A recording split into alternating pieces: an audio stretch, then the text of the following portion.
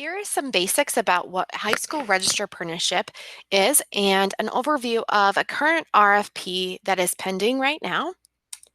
So what is register apprenticeship? It's an employer-driven training program that combines on-the-job learning and related classroom instruction, which allows the register apprentice to earn a paycheck from day one. So in a high school setting, the on-the-job learning would be conducted by a register apprenticeship sponsor, and that related training instruction would be provided by the actual local high school or in conjunction with a local community college, depending on how you create it. So there are 5 steps into to creating a registered apprenticeship program. The first step is an employer has to be at the table. So that RA sponsor has to be there with the high school to provide the paid on-the-job learning and offer the employment at the end of the program to the actual student, or what we call a registered apprenticeship, registered apprentice. The second component is the paid on-the-job learning. The paid on-the-job learning is a minimum of 2,000 hours every year, which is structured by having actual tasks to complete and supervised by a mentor there at the registered apprenticeship sponsor's location. The minimum of 2,000 hours in a high school program can be moved between different breaks or during summer. The Office of Apprenticeship will help you develop that on-the-job learning piece when the time is right. The related training instruction is 144 hours that's recommended every year. Again, the Office of Apprenticeship will help actually guide you through how to create that related training instruction and how the hours will fall into place. The fourth component is rewards for skills gain. This means that every apprentice gets paid as their skills increase, so does their pay. But they get paid at least minimum wage at the beginning of the program. The fifth component of a registered apprenticeship, which actually makes registered apprenticeship stand alone compared to other work-based learning initiatives, is the National Career Occupational Credential. This credential certifies that the individual has full performance level of the given occupation, that individual knows what they're doing, how to do it, and they can actually be the next mentor. So when we talk about registered apprenticeship programs, we talk about there's a lot of different industries. The first ones that come up in your mind could be the traditional registered apprenticeship programs, which could be heating, HVAC, plumbing, and electrical. Or it could actually be in energy, healthcare, transportation, manufacturing, and IT. The world is your oyster when you're looking at registered apprenticeship programs. There are over 1,400 occupations that could be registered. So I would guess to say that an employer in your area would be able to grow an apprenticeship program for your high school students.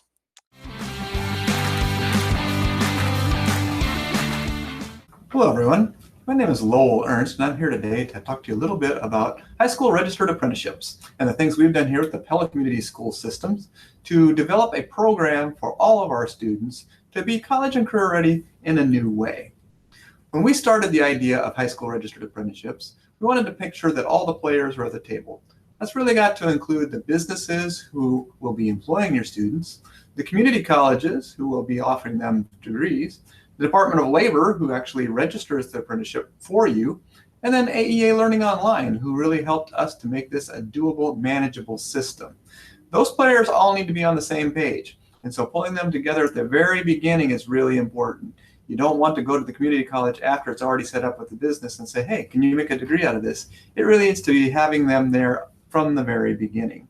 So once those people are in place, we needed to make sure that the apprenticeship focused on the meeting needs of the businesses. Our businesses have employment gaps, and a lot of times we'll call them skill gaps, but the reality is that the skills that are needed relate right back to the jobs that they need to fill. And so those skills gaps are what we were trying to figure out, how can we help the businesses with? And so by creating these apprenticeships, we matched students who had some of the skills that they were looking for with the jobs that they had open. And that created a win-win for everybody to be able to make those students fit into a position that would be successful at, and where they could feel good about what they were doing and find a niche for themselves. In order to meet the needs of the students at the same time, we have to make sure there's a little bit of marketing that goes on. Students have to realize that they're looking at a career and not just a way to make money on a summer job. And I think that's really important that they understand that going into the process, that when they look at it that way, it's a lifelong commitment they're making. And yes, they can change their mind, but at the same time, it's a great experience for them to head down a career path and not just think about it as this is just a way to make money.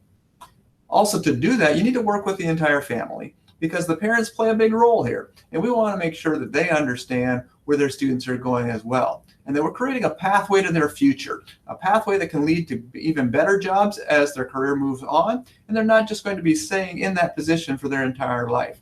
We want them to see that there is a next step for each and every one of them. To make this all happen, AEA Learning Online was really advantageous for us, because we needed a way to have a customized system to record those competencies. When our students were out at various businesses, we needed a place to bring all that information back to one place where there was a user-friendly system that we could enter it into, so that we knew that when we said that student completed the competency, they truly had, and they had that skill. This was a way that we wanted to be able to show others that this is something that's doable for everyone in a user-friendly fashion. AEA Learning Online was great for helping us to get to that point, and they customized a program, actually built an online system that will allow us to do that, which we can actually share with others yet today. So what we've learned, this really is for everybody. It's not just for those who are not going to college. It actually is for some of those who want to go to college in a different way. That students still change their mind. And sometimes what seemed like a great idea when you are 16 and 17 doesn't seem like a great idea when you're 18 anymore. And that's okay. And that's the reality of it, is we want students to be able to explore and have experiences, and that sometimes come up with the idea that maybe they want to head in different directions. Also, that this needs to be explained to students, that students don't always understand what they're getting into unless we are really deliberate about doing that. And that the degree that they can earn along the way is a great advantage to them, and the community college needs to be linked in from the very beginning, and that really helps when they are. So this is really the idea of where can you go from here? And when we built this in the first place, we wanted to see this expand across the state. And we think that can really happen. We want to grow into new areas geographically. We also want to grow into new areas of different apprenticeships. So we think that that system, because of what's been set up by AEA Learning Online, is set to go with that. We also want to see this become a regional approach, so that there can be a career academy in every place around the state. And it's not just for those who are large enough to be able to have one, but all small schools can participate as well. And we think there's even a future to expand this into adult development someday. So we just want to kind of do a shout out to AEA Learning Online, what we've learned, and we thank you for today.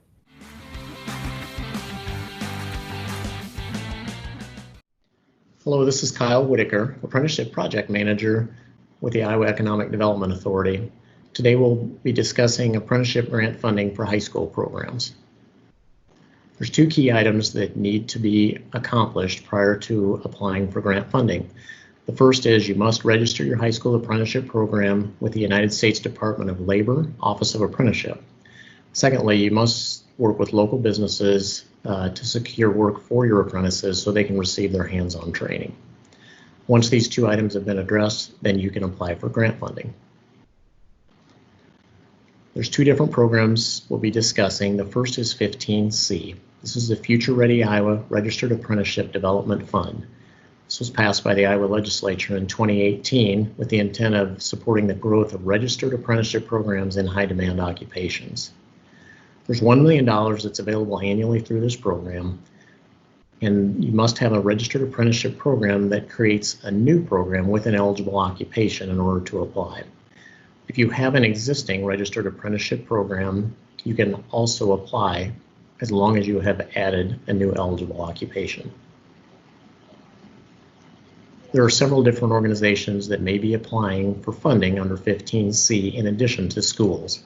Those include trade organizations, labor organizations, and employee organizations. In each case, they must all be a registered apprenticeship program with the Department of Labor. Each must have 20 or less registered apprentices.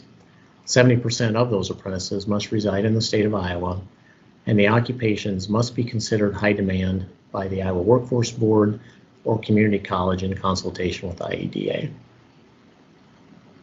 Applicants are eligible to receive up to $25,000 per eligible occupation that's applied for.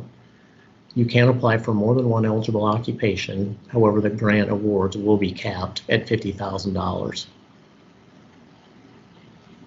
Once training grants have been awarded, recipients provide IEDA with information regarding the maintenance costs for conducting their program. These would typically include such items as instructor fees, safety materials, equipment, or curriculum. IEDA will reimburse the sponsor for these costs up to their award amount. The second program we'll be discussing today is 15B, which is the Iowa Apprenticeship Act. This was passed by the legislature in 2014 and was first implemented in 2015. There's $3 million that is available annually in the form of non-competitive training grants to eligible registered apprenticeship programs under the Iowa Apprenticeship Act. And the goal here is to encourage and increase the number of registered apprentices in the state of Iowa. The grant requirements are very similar to 15C. The grants are again awarded to sponsors or lead sponsors. In each case, you must have an Iowa Registered Apprenticeship program through the U.S. Department of Labor. And lastly, the funds awarded may only be used to help cover the costs associated with maintaining and conducting your registered apprenticeship training program. So what we typically see is for a new program, an applicant would usually apply under 15C in year one, and then in year two and beyond, with that program in place and established, then you would apply for 15B funding.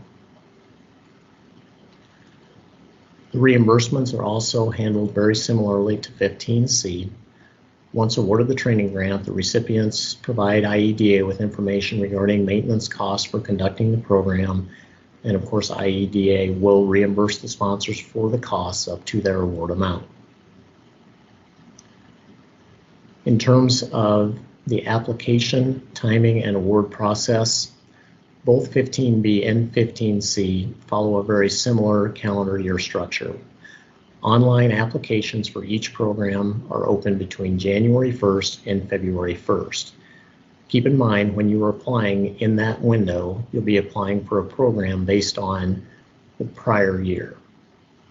The applicants can only apply for 15C in the calendar year in which they're eligible. Also, it's important to note that applicants cannot apply for both 15B and 15C funding in the same fiscal year. Applications are typically reviewed in February and March. Award announcements and contractual agreements are sent in April. Once those contracts are signed and executed, then the expense documentation process starts, with that coming back to IEDA with reimbursement to follow. That's a quick overview of both 15B and 15C funding. If you have additional questions, feel free to contact me, and I wish you the best as you pursue your high school apprenticeship program.